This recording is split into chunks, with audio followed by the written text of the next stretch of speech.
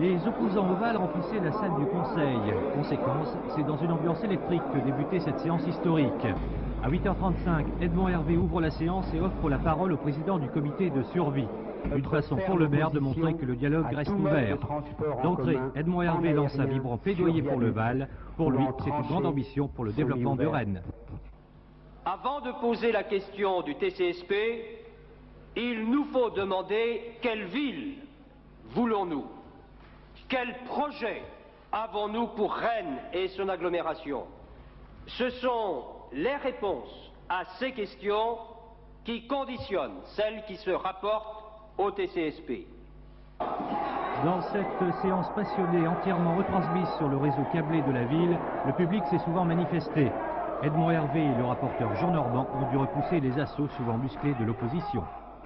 Pourtant, monsieur le maire, malgré vos dires et malgré vos brillants rattrapages de dernière heure, vous n'avez pas, de notre point de vue, traité ce dossier comme on était en droit de l'attendre.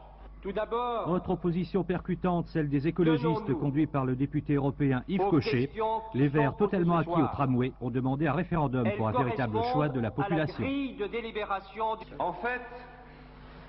En fait, si on regarde réellement le projet qui nous est présenté ce soir, c'est-à-dire celui pour lequel vous vous êtes engagé, ça fait une semaine que l'on sait que c'est ce projet que vous défendez.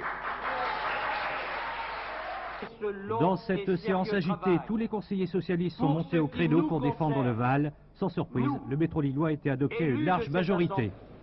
Vous avez émis un souhait favorable au Val par 43 voix, 4 voix contre, 9 abstentions et un collègue ayant dit ne pas prendre part au vote, 2 autres collègues étant absents.